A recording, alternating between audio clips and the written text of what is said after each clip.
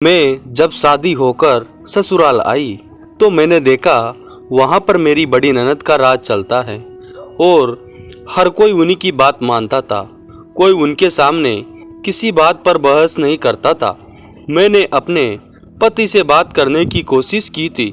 उन्होंने यही कहा कि वह जो बोले वह काम कर दो, बाकी तुम्हें कुछ बोलने की ज़रूरत नहीं है। अगर वह गलत भी बोलेगी तो हाँ कह देना। मुझे यह समझ में नहीं आता कि ऐसा क्या है कि हर कोई उनसे डरता है। कोई भी उनको कोई बोल नहीं सकता। वह रूठ जाती थी। यहाँ तक कि मेरे सास ससुर भी उनकी बातें मानते थे। वह जॉब करती थी, मुझे वह पत्थर दिल लगती थी। मैं मुझसे ज़्यादा बात भी नहीं करती थी। उनका एक रूटीन बना था, उसमें कोई भी हस्तक्षेप नहीं कर सकता था। वह 6 बजे उठकर घूमने जाती थी। 8 बजे उन्हें नाश्ता चाहिए था। पेपर के साथ चाय नाश्ता करने के बाद 10 बजे ऑफिस जाती थी। ऑफिस से 4 बजे वापस आती थी और आकर आराम से कुर्सी पर आराम करती थी। शाम को टहलने निकलती थी। उसके बाद 9 बजे सो जाती थी। उनका पूरा रूटीन था और सब काम टाइम टेबल से ही करती थी, मगर वह घर का कोई काम नहीं करती थी। वह मिजाज बड़ी सख्त थी। मैंने बहुत कोशिश करी, ऐसा क्या कारण है दीदी का ऐसा रूखा व्यवहार है और सभी लोग उनसे बात मानते थे, मगर मुझे समझ में नहीं आता था। मुझे उनसे नफरत होने लगी थी। एक दिन घर पर कोई नहीं था और मेरी मौसी सास आई। जब मैंने उनसे इस बारे में पूछा, उन्होंने बताया, राधिका, यह हमारी दीदी का नाम था। पहले ऐसी नहीं थी।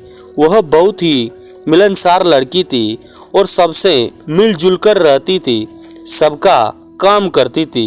फिर उसकी शादी की उम्र हुई तो अच्छा लड़का और परिवार देखकर उसकी शादी भी कर दी। दीदी का परिवार बहुत अच्छा था। वह लोग दीदी को भी बहुत मानते थे, मगर 2 साल तक होने बच्चे नहीं हुए।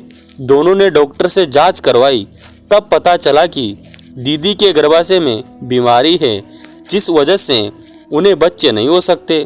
यह बात जानकर उनके पति और ससुराल वालों ने, वह ससुराल वाले जो दीदी को बहुत प्यार करते थे, दीदी के बिना उनका काम नहीं चलता था, उन्होंने दीदी को घर से निकाल दिया और उनसे तलाक ले लिया। इस दौरान उन्होंने इतना कुछ सहा कि वह इतनी रूखी हो गई और किसी से बात नहीं करती। हमारी इतनी अच्छी राधिका, मिलनसार राधिका की जगह इस रूखी राधिका ने ले ली।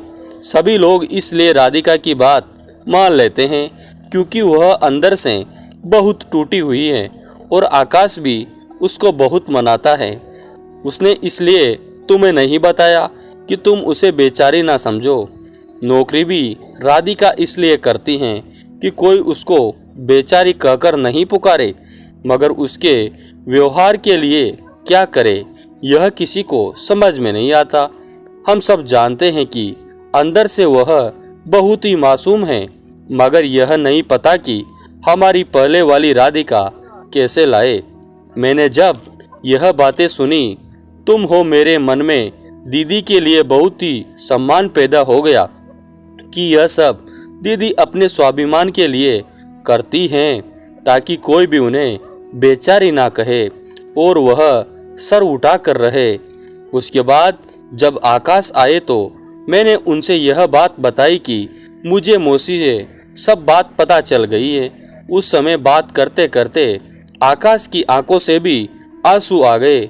मैं समझ गई थी वह अपनी बहन से बहुत प्यार करते हैं, मगर मुझे समझ में नहीं आ रहा था हम क्या करें जिससे दीदी के व्यवहार में थोड़ी नरमी आए। अब मैं उनसे ज़्यादा से ज़्यादा बात करने लगी। पहले तो मैं खुद ही उन्हें पसंद नहीं करती थी, इसलिए मैं ज़्यादा बात नहीं करती थी, मगर अब मैं खुद ही उनसे बात करने लगी।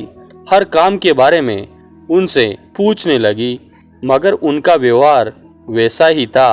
वह हाँ ना के अलावा कोई जवाब नहीं देती थी। वह ज़्यादा सस्ती सवरती भी नहीं थी, बिल्कुल सादी रहती थी। उन्हें कितनी बार बाजार जाने का भी कहती, घूमने का कहती, मगर वह मेरे साथ कभी नहीं जाती। मुझे समझ में नहीं आ रहा था किस तरह मैं उनका व्यवहार चेंज करूं। इसी बीच पता चला कि मैं गर्भवती हूं। सभी लोग मेरा बहुत ख्याल रखने लगे, मगर राधिका दीदी मुझसे दूर ही दूर रहती। एक दिन हम सब बेटे ऐसे ही बातें कर रहे हैं। आकाश कह रहे थे उन्हें बेटा चाहिए। मम्मी जी पापा जी से बात कर रहे थे और इसी बीच मैंने कहा कि मुझे बेटी ही चाहिए, बिल्कुल राधिका जैसी। इसके साथ ही मैंने राधिका दीदी की तरफ देखा तो मैंने देखा कि उनके चेहरे पर भाव आ रहे हैं। तुरंत उठकर चली गई। सबने समझा उसकी आदत है, पर मुझे रास्ता मिल गया कि मुझे क्या करना है। जब 9 महीने बाद मुझे प्यारी सी बिटिया हुई, सब लोग बहुत खुश हो गए। राधिका दीदी भी मुझे हॉस्पिटल में देखने आई। उन्होंने कहा कुछ नहीं और बिटिया को देखकर जाने लगी। मैंने उनका हाथ पकड़ लिया और कहा, दीदी यह नहीं चलेगा, यह आपकी बिटिया है, मैं आपको देती हूँ। इतना कहकर मैंने दीदी के हाथ में मेरी गुड़िया दे दी। दीदी की आंखों से आंसुओं की धारा गिरने लगी। ऐसा लगा उनको इतने दिनों का जो अवसाद था वो सब बह गया और उसी के साथ उसका रूखापन भी चला गया। जब सब आए तो वो दीदी का बदला रूप देखकर बहुत खुश हो गए। उन्हें अपनी पुरानी राधिका मिल गई थी और आकाश गर्व भरी नजरों से मेरी तरफ देख रहे थे। जय श्री कृष्णा। दोस्तों, आपको यह कहानी कैसी लगी? अगर अच्छी लगी तो हमारे YouTube चैनल को सब्सक्राइब जरूर कीजिए और ज़्यादा से ज़्यादा शेयर कीजिए। धन्यवाद दोस्तों।